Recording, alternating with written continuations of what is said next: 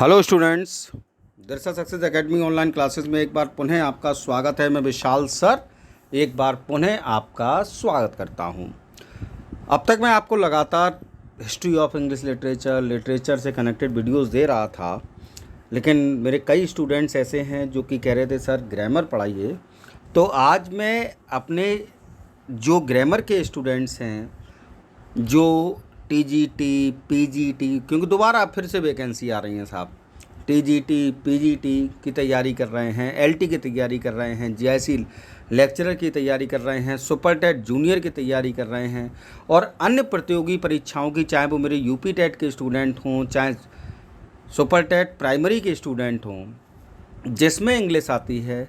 तो अब मैंने आपके लिए पर डे कोशिश करूँगा एक वीडियो लिटरेचर का और एक वीडियो ग्रामर का देने का प्रयत्न करूँगा। और इसी क्रम में मैं आज आपके लिए लेकर आया हूँ प्रपोजिशन।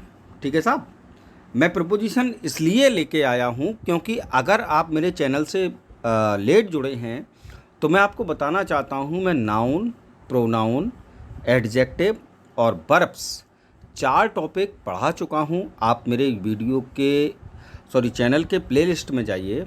प्लेलिस्ट जब आप खोलेंगे तो आपको 7-7, 8-8 पार्ट्स जो हैं वो इनके मिल जाएंगे, नाउन के, प्रोनाउन के, एडजेक्टिव के और वर्ब्स के। ठीक है साहब, मैंने विस्तारित रूप से पढ़ा चुका हूँ। मैं प्रपोजिशन आज मैं पढ़ाना स्टार्ट कर रहा हूँ। तो मेरी आदत है चीज़ों को शॉर्टकट ना देना, विस्तारित रूप से पढ़ाना। तो सबसे पहले डेफिनेशन की बात कर लेते हैं। प्रपोजिशन का मतलब क्या होता है? प्रपोजिशन का मतलब होता है, डेफिनेशन होती है, preposition a word used with a noun और pronoun to mark its relation with another word. यानी कि प्रपोजिशन जो होता है वह शब्द होता है जो कि किसी सेंटेंस में, किसी वाक्य में किसी अन्य शब्द से अपना संबंध व्यक्त करने के लिए नाउन या प्रोनाउन से पहले यूज किया जाता है। फिर समझ लीजिए, प्रपोजिशन वह शब्द होता है जो कि वाक्य में दिए गए किसी नाउन या प्रोनाउन से अपना संबंध, अपना रिलेशन व्यक्त करने के लिए उस नाउन या प्रोनाउन से पहले यूज़ किया जाता है, उसी को प्रपोजिशन कहा जाता है। Is it clear? चलिए अब हम लोग बात करते हैं क्लासिफिकेशन ऑफ प्रपोजिशन, यानी कि इनके यूज़ के हिसाब से अगर क्लासिफिकेशन करें, इनका वर्गीकरण करें, तो प्रपोजिशन को कितने प्रकार से हम वर्गीकृत कर सकते हैं। तो चलिए पहले करते हैं हम। नंबर 1 पर आता है प्रपोजिशन ऑफ टाइम, यानी कि वे प्रपोजिशन जो कि समय व्यक्त करने के लिए यूज होते हैं। उनके नाम देख लीजिए, to, till, before, after, from, within, at, since, during, etcetera. ठीक, एक आध और हो सकते हैं, एटसेट्रा इसलिए मैंने लगा दिया। तो प्रपोजिशन ऑफ टाइम के लिए to, till, before, after, from, within, at, since, during. ठीक है ना, इतना ध्यान रखिए। दूसरा देखिए, प्रपोजिशन ऑफ पर्पस। इकलौता एक प्रपोजिशन है हमारा, और वो कौन सा है आपका? फॉर। कौन सा है साहब? फॉर। इकलौता एक प्रपोजिशन है, वो है फॉर, प्रपोजिशन ऑफ पर्पस के लिए। चलिए साहब अगला आगे बढ़ते हैं। Preposition of position. Preposition of position, 3rd number. Position जब हम बात करते हैं तो पोजीशन का मतलब हम सब जानते हैं, स्थिति। तो इसके लिए कौन कौन से आते हैं? In, on, at, below, above, over, along, under, outside, inside, behind, near, etcetera. अगर प्रपोजिशन ऑफ पोजीशन की बात करें, यानी कि ऐसे प्रपोजिशंस की जो कि स्थिति को व्यक्त करते हैं, तो उनके लिए कौन कौन से हैं? इन है, ऑन है, एट है, बिलो है, एबव है, ओवर है, अलोंग है, अंडर है, आउटसाइड है, इनसाइड है, बिहाइंड है और नियर है। क्लियर साहब? चलिए 4th नंबर पर आता है प्रपोजिशन ऑफ मटेरियल। मटेरियल का मतलब हम सब जानते हैं, मटेरियल का मतलब वे चीज़ें जिनसे कि अन्य चीज़ों का निर्माण होता है। तो इसके लिए 2 प्रपोजिशन है आपका, ऑफ और फ्रॉम। ठीक है साहब, एटसेट्रा यूज़ कर सकते हैं कोई अगर आ जाए तो, वैसे ऑफ और फ्रॉम आपका लास्ट है। प्रपोजिशन ऑफ डायरेक्शन, दिशा व्यक्त करने वाले प्रपोजिशन कौन कौन से हैं साहब? एट है, टू है, फॉर है, टुवर्ड्स है, इनटू है, फ्रॉम है और ऑफ है। प्रोपोजिशन ऑफ डायरेक्शन, डायरेक्शन मतलब दिशा व्यक्त करने वाले proposition at, to, for, towards, into, from और ऑफ। चलिए साहब आगे बढ़ते हैं हम लोग। प्रोपोजिशन ऑफ सोर्स, सोर्स ठीक है ना, कि कोई भी स्रोत व्यक्त करने के लिए।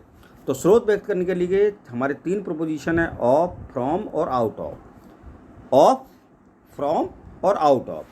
उसके बाद प्रोपोजिशन ऑफ इंस्ट्रूमेंट, ठीक, प्रोपोजिशन ऑफ इंस्ट्रूमेंट, इंस्ट्रूमेंट यानी कि कोई भी औजार, औजार व्यक्त करने के लिए कौन सा प्रोपोजिशन यूज होगा, विद।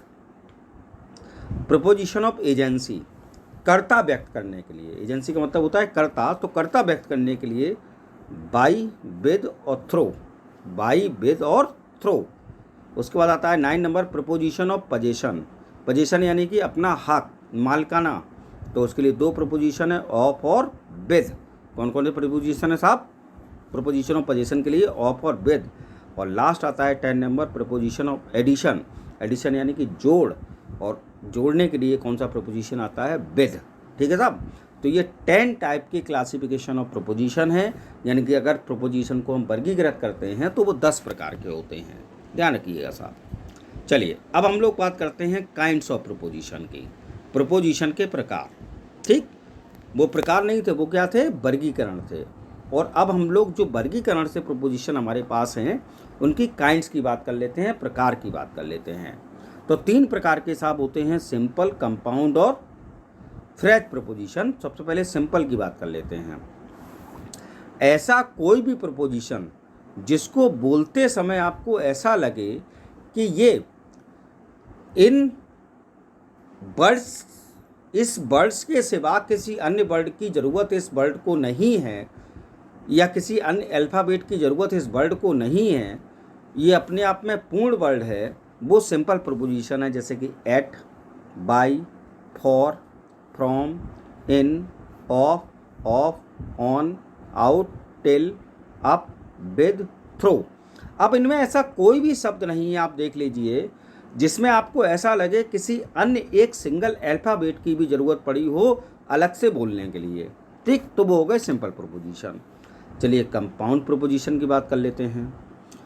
अबाउट अलग से आ गया, above, across, along, before, behind, below, between, ठीक, बिसाइड, साइड हो सकता है, बी अलग से आ गया, लो हो सकता है, बिलो आ गया, साइड हो सकता है, इनसाइड आ गया, साइड हो सकता है, आउटसाइड आ गया, इन हो सकता है, विद इन आ गया, विदाउट, आउट हो सकता है, विद आ गया।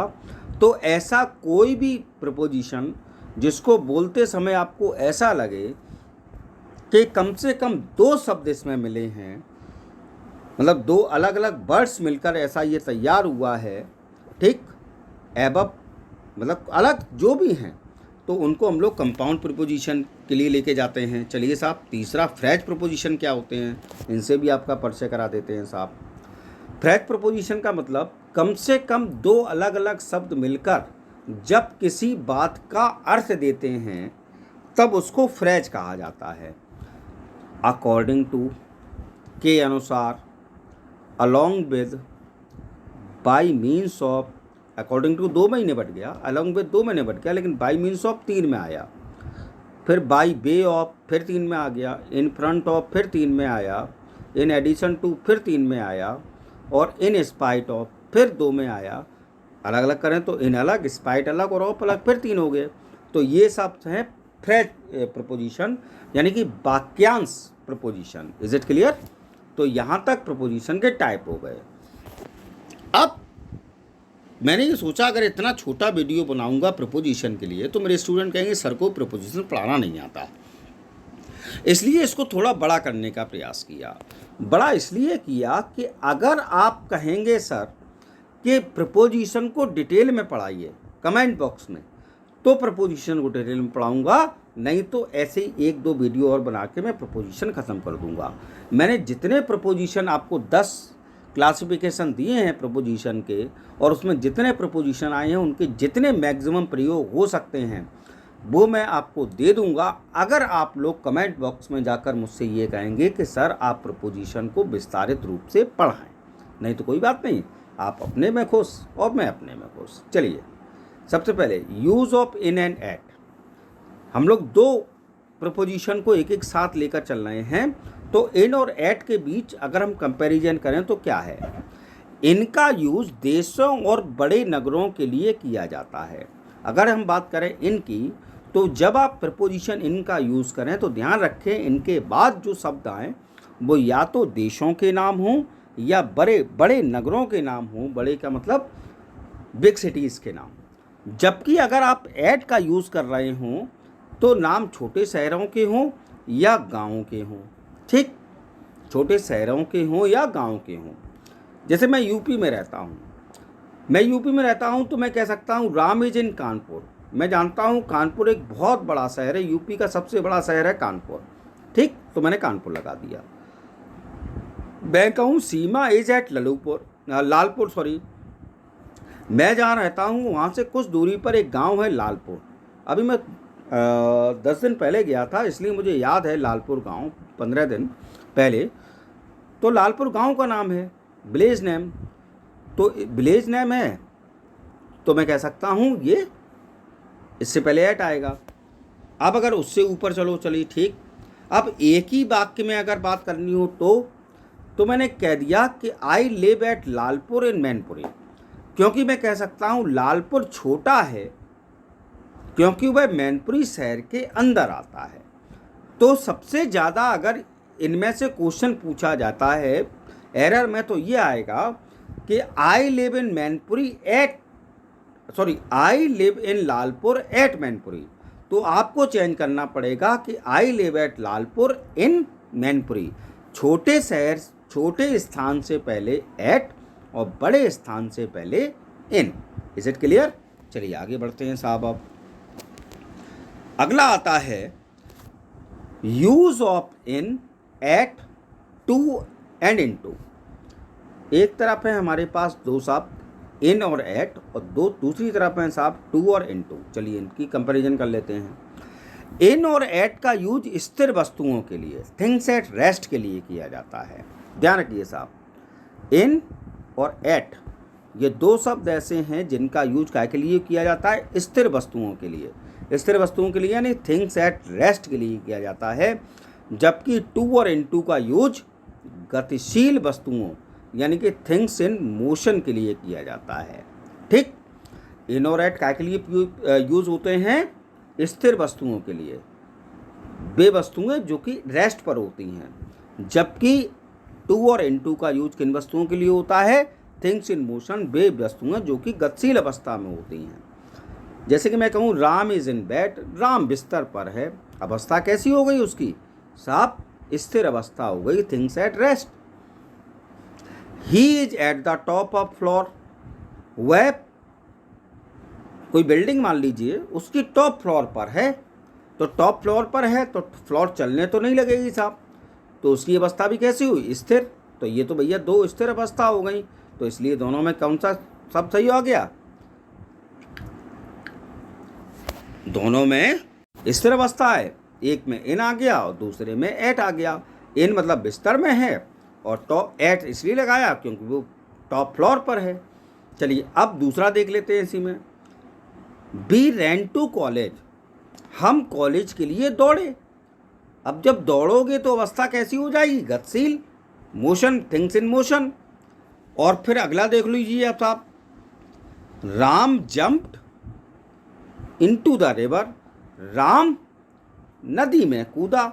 तो साहब वी रैन टू कॉलेज इसलिए आया क्योंकि थिंग्स इन मोशन, भाग रहा है, और Ram jumped into river, Ram नदी में कूदा, और कूदने का मतलब क्या होता है, मोशन यानी गतिशीलता, तो इसलिए इसमें इनटू आया साहब। क्लियर साहब?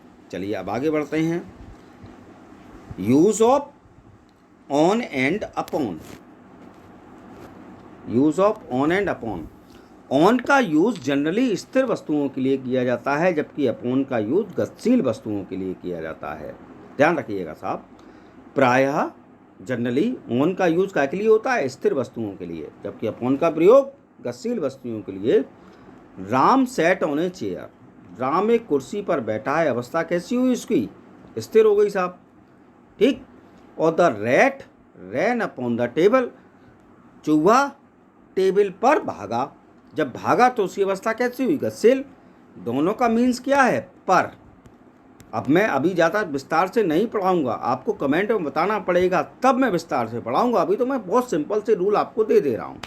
अगर आप लोग कमेंट बॉक्स में जाकर अच्छे से कमेंट करेंगे तो फिर मैं समझाने का प्रयत्न करूँगा।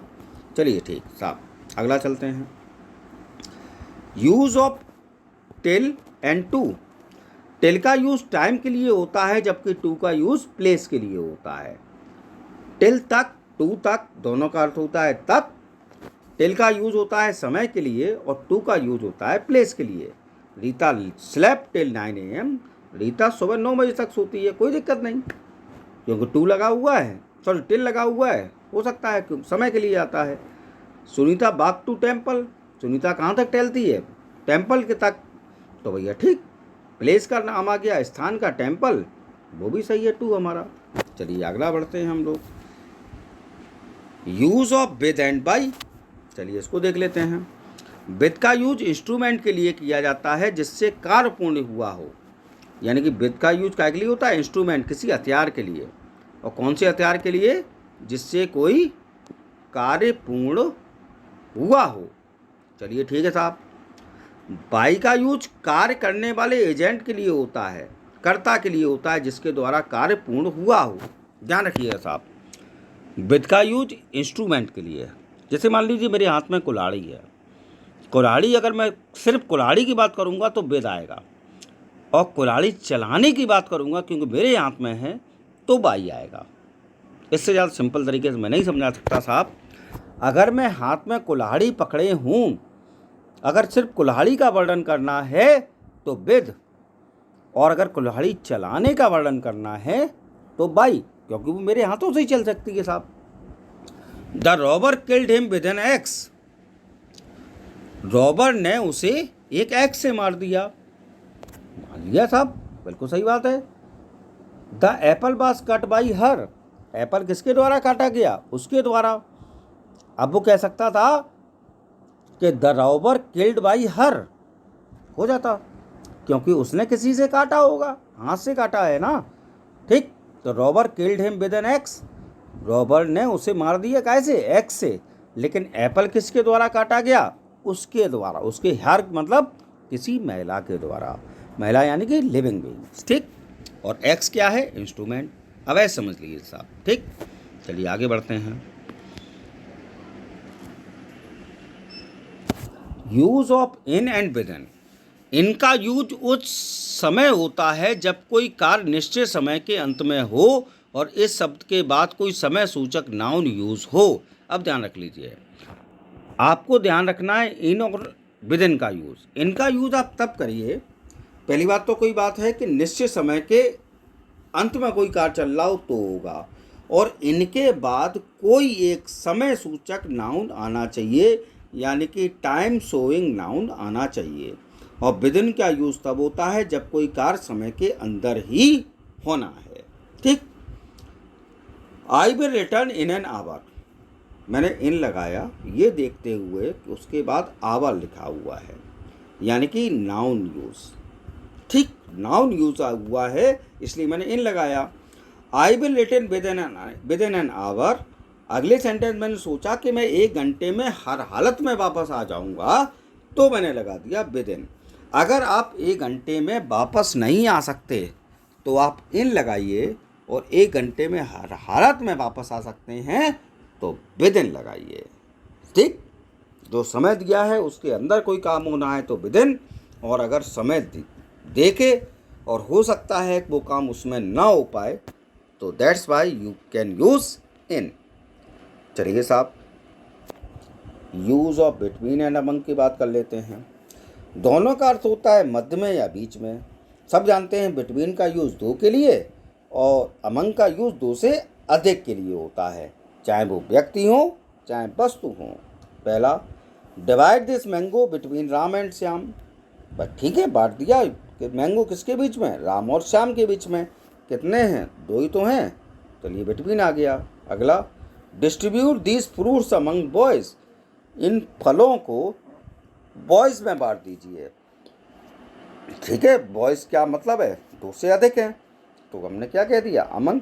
अगर आप में से किसी को ऐसा लगता हो कि सर बॉय बॉय सिंगल है और बॉयज़ 2 भी तो हो सकते हैं, तो यहाँ मैं बताना चाहता हूँ अंग्रेजी ग्रामर में अगर 1 से अधिक के लिए कोई शब्द आता है तो उसके लिए अलग से कोई ना कोई नियम होता है।